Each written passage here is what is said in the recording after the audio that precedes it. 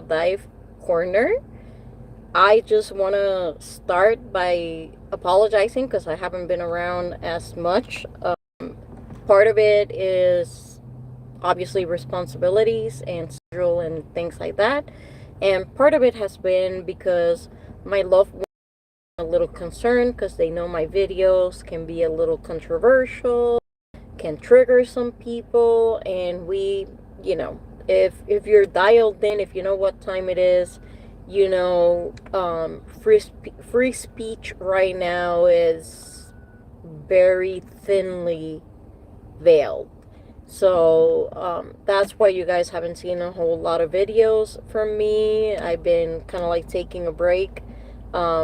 Also, I'll be perfectly honest, I've been a little bit discouraged because although we have 154 subscribers in the channel, and that is amazing because I never thought we were gonna even have subscribers altogether. I just kind of like starting doing this to vent and rant and have like a little like video diary type of thing and educate and help people along the way.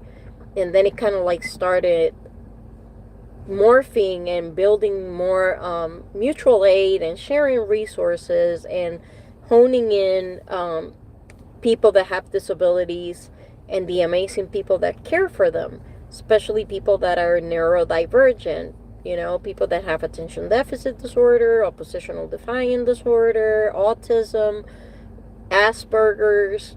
Obviously we don't call it Asperger's anymore, it's a spectrum. But if you identify as Asperger's, that type of stuff. And today, I wanted to come around and talk a little bit about how disabilities increase the risk of abuse and neglect. So, number one, abuse and neglect, obviously it's something that happens in society a lot. We all know there is over 600,000 kids in foster care at this moment, waiting for their forever homes or waiting for at least a long-term foster family and such. So abuse and neglect is very prevalent and is something that is out there. And I always like to educate people into how to avoid the risks of abuse and neglect, how to report it, and things like that. Hello at the people in the chat. I have Sai, Sander, Talon, CKM. Thank you for joining. Please like, share, and subscribe. We're trying to build community. We're trying to create a community of neurodivergent people and people that care for them, to share resources, share knowledge, and all of that stuff. So thank you for joining. Getting back to our theme. So abuse and neglect gets a little bit more complicated when is somebody that has a disability. So when we're talking about children, it is incredibly difficult to place children. There is a serious crisis of foster parents in this country. So if you ever consider adopting or fostering a child, please reach out to your Child Protective Services agency or any foster care licensing agency in your state, and they will walk you through the process. You are sorely needed. It gets even more difficult when it's somebody with a disability, because those children are considered medically complex, and a lot of the times they can't just go to a straightforward group home or a straightforward foster home. Hi, CKM87. Thank you for joining. Thank you. So those children usually need to go through a therapeutic foster home or a therapeutic group home.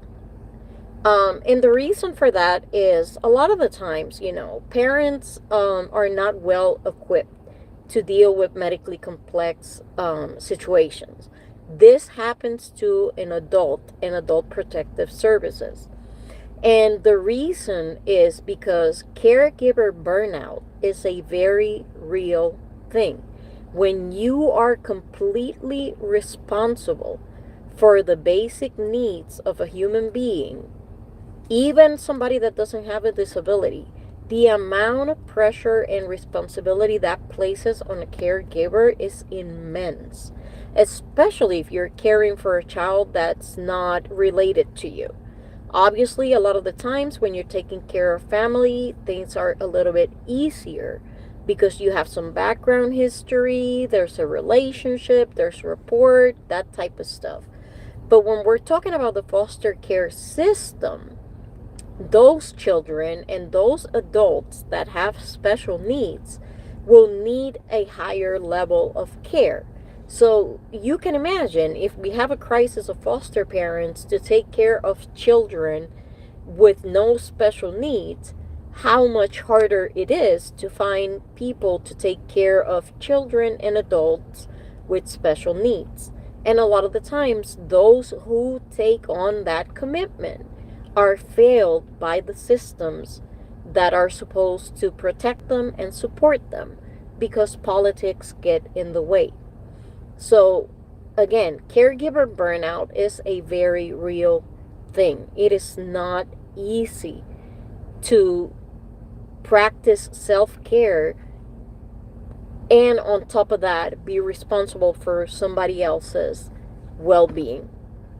When you add to that the agencies and support programs and social services that have been put in place to provide those supports are now not available, highly diminished, completely gone, that accelerates that caregiver burnout.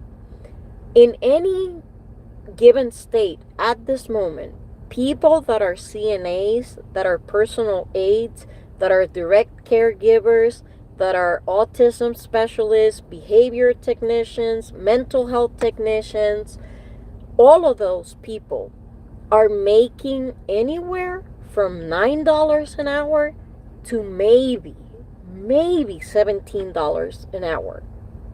Let that sink in.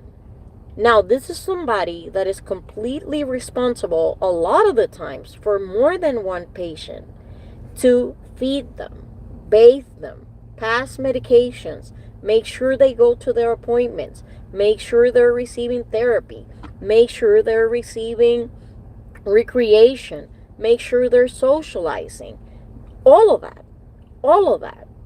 And now, on top of that, the agencies that provide that are losing personnel and are losing funding.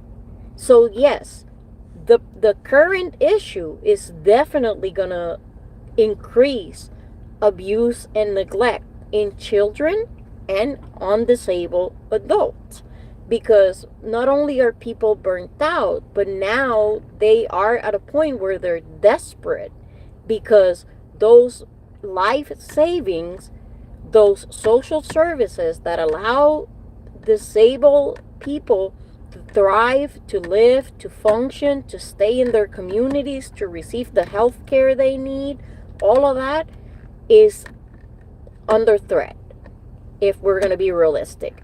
Oh, hi, Sam. Yeah, of course I got to support the gay community. I mean, your girl is bisexual, and again, like, safe space over here. So no problem, Sam. Definitely supporting everybody. Happy Pride.